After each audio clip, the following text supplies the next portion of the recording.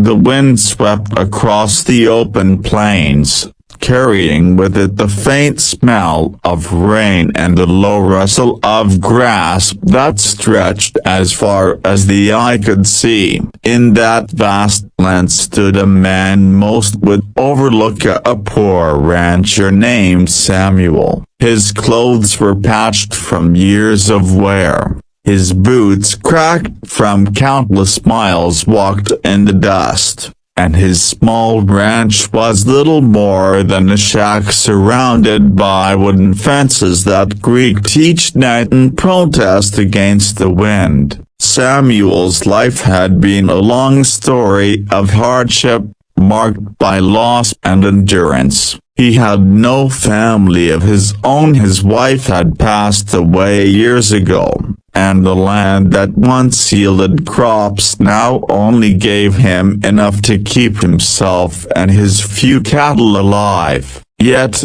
despite his struggles, there was a quiet dignity in his heart, a kindness that no amount of poverty could strip away. On that particular morning, when the sky was heavy with clouds and the river nearby roared from days of rain, Samuel had no idea that destiny was about to test him in a way that would echo far beyond the plains. As he walked along the muddy path with his rope in hand, intending to check on his cattle near the river bank, he heard a sharp cry, high-pitched, desperate, cutting through the roar of the swollen river. His head snapped up, and his eyes widened. Out there, in the foaming waters, two small figures struggled against the current. They were Childrina, native Childrina, barely 10 years old, their tiny arms flailing as the river threatened to pull them under. Samuel did not stop to question how they had gotten there, nor did he hesitate out of fear that they belonged to a tribe often hostile to outsiders. His instincts, rooted in compassion and shaped by years of laws, drove him forward. He dropped his rope and dashed to the edge of the water, his boots sinking deep into the mud. The current was furious, swollen from the storm, and any wrong move could cost him his life. But Samuel's heart pounded with the single truth: those were children, innocent lives slipping away before his eyes. He waded in, the icy water biting at his skin, and fought his way toward them. Each step felt like a battle against an unseen force, yet he pressed on, stretching his calloused hands toward the terrified faces. The first child, a boy with dark braids plastered to his face, cried out in his native tongue, his little body thrashing. Samuel seized him with one arm and dragged him toward shore, his muscles screaming as the river tried to reclaim them both. With a final heave, he pushed the boy onto the bank, gasping for air. But the second child, a girl, was further downstream, her small body spinning helplessly in the torrent. Without a thought for his own safety, Samuel plunged back into the raging water, his breath stolen by the cold. He pushed against the current, his arms clawing forward as he strained to reach her. For one terrifying moment, he thought he was too late. Her had dipped beneath the surface,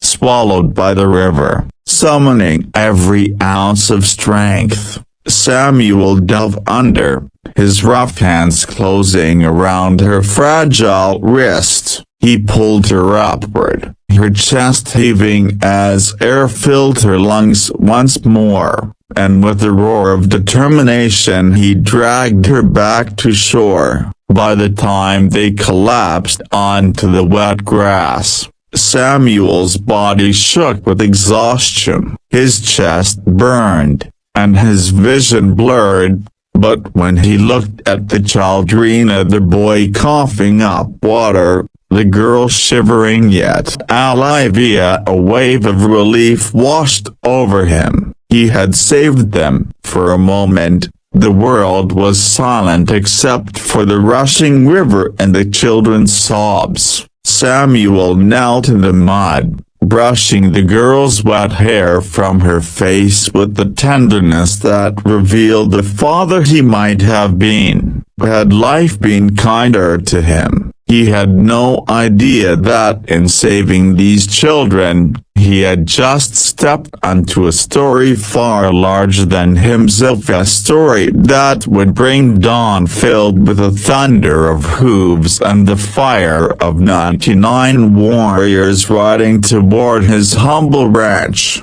The children clung to Samuel with trembling arms, their faces pale with shock as the river's roar faded into the background. Samuel could see they were frightened not only by the water but also by him. He knew enough about the tensions between settlers and the tribes of the plains to understand why, to these children, he was a stranger. A poor rancher who looked worn and alien, someone from the world their elders had told them not to trust. Samuel did not blame them. In truth, he had often felt out of place in both worlds. Settlers ignored him because of his poverty, and the tribes regarded men like him with suspicion. Yet as he looked into the children's eyes, fear gave way to something deeper, recognition of the universal bond between human beings. He spoke softly, kneeling to their level, his voice gentle despite the roughness of his appearance. "You're safe now. No harm will come to you. Not while I'm here." The boy coughed again, water dripping from his nose, and Samuel instinctively rubbed his back until his breathing steadied. The girl, still shivering, tucked herself closer to her brother. Samuel removed his own worn coat and wrapped it around her thin shoulders, ignoring the cold biting into his skin. For the next few minutes, he simply stayed with them, letting them understand that he meant no harm. Slowly, the tension in their little bodies began to ease. When they finally managed to whisper their name as a Shaitan for the boy and a Hiv for the girl, Samuel felt something stir in him that he hadn't felt in years. A sense of family. He remembered holding his own daughter long ago, before sickness stole her away. He remembered how fragile she had felt in his arms, how her trust in him had been absolute. That memory filled his eyes with a sadness that the children could not read, but it also filled his heart with determination. He could not let these little ones face the river again. They were far from their village, and night was already beginning to creep over the land. Samuel decided he would take them to his ranch for the night, feed them, dry their clothes, and keep them warm until morning. He lifted Shaitan first, then Hiv, carrying them with surprising strength despite his weary frame. His small shack was not far, and though it was humble, with cracked walls and the roof patched too many times to count, it would shelter them. As they crossed the fields, the children looked around with wide eyes, their fear replaced by curiosity. When they entered the cabin, Samuel placed them by the fire, lit with the last pieces of wood he had left. The flames flickered warmly, dancing across their wet faces. He set out bread and a small pot of stew, a humble fare. but offered with sincerity. The children ate hungrily, their silence broken only by the occasional glance at Samuel, as if trying to understand why a stranger would care. Samuel did not speak much. He simply tended to them, drying their clothes by the fire and checking their bruises. Yet, in the stillness of that night, something unspoken grew between them. The children, though wary, began to sense that this poor rancher had no deceit in his heart. Samuel, in turn, felt a strange peace in their presence, as if fate had brought them into his empty home for a reason. Outside, however, the land was stirring. Far beyond the plains, their tribe had already noticed the children missing. By dawn,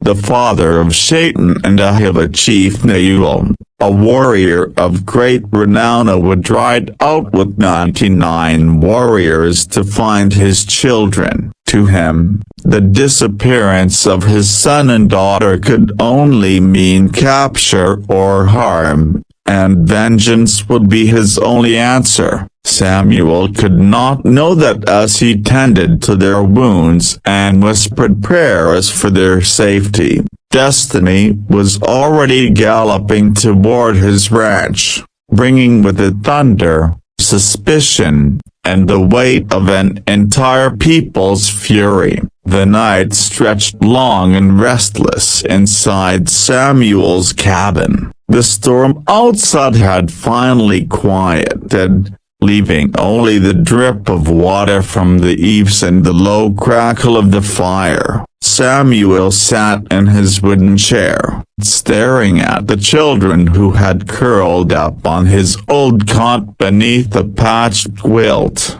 Their breathing was steady now, soft and peaceful, as if the river's terror had been washed from their dreams. Samuel should have felt relief, but instead his heart was heavy. He knew what sunrise could bring. The tribes did not forgive easily, and though he had saved the children, others might not see it that way. His mind drifted to stories he had heard in the saloons, stories of warriors who rode with fire in their eyes, who defended their families with a loyalty unmatched. Samuel did not fear death for himself. He had lived a life long enough to know its weight, but he feared for the children. If their tribe believed he had harmed or stolen them, then his shack could become the site of bloodshed. As these thoughts gnawed at him,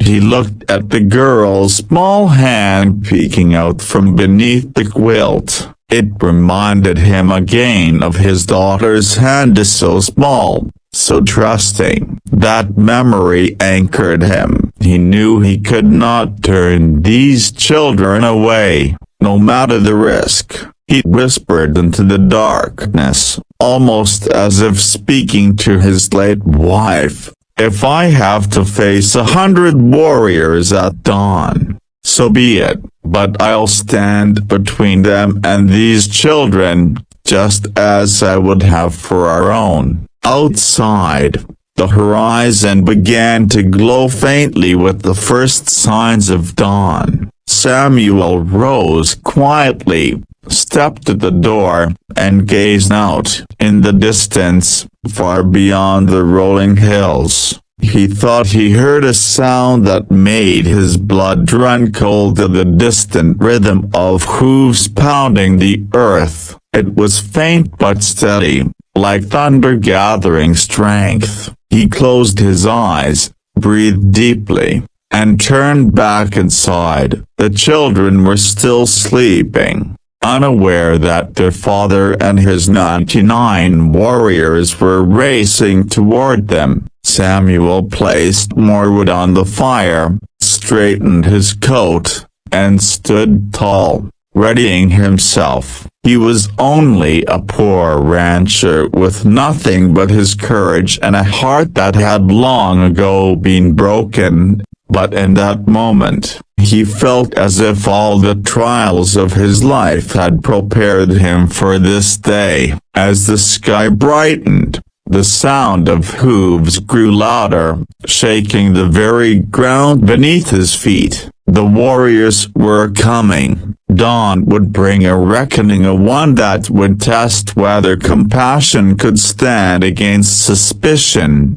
whether a poor man's act of kindness could bridge the chasm between worlds. The sun broke over the horizon in a blaze of gold, painting the plains in fire as the thunder of hooves reached Samuel's ranch. Dust rose like a storm as 99 warriors appeared, their spears gleaming, their war cries shaking the air. At their head rode Chief Newell, his eyes fierce, his body tall and commanding, every inch the leader of his people. To Samuel, it was like watching the earth itself come alive with fury. He stood before his shack, his coat torn, his boots planted in the mud, the children behind him still rubbing sleep from their eyes. The warriors surrounded the ranch in a great circle, their horses snorting, their faces hardened with suspicion. Samuel could feel their hatred pressing on him like a wave, but he did not flinch. He raised his hands, empty, showing he carried no weapon, and spoke with a voice steady despite the storm within him. "I am not your enemy," he said. "Your children fell into the river. I pulled them out. They lived because I could not watch them die." For a long, terrible moment, no one answered. The warriors tightened their grips on their weapons. Samuel's heart pounded, but he did not move. Then, from the crowd, Shaitan cried out. He slipped from behind Samuel and ran toward his father, his small arms outstretched. "Father," he shouted in his native tongue, his voice breaking with emotion. Ahab followed, her eyes filled with tears, clutching Samuel's coat before she let go and stumbled after her brother. Chief Newell dismounted in a single fluid motion, his chest heaving as he dropped to his knees and pulled his children into his arms. Their words tumbled out in a rush, telling him of the river, of the cold, of the man who had loved.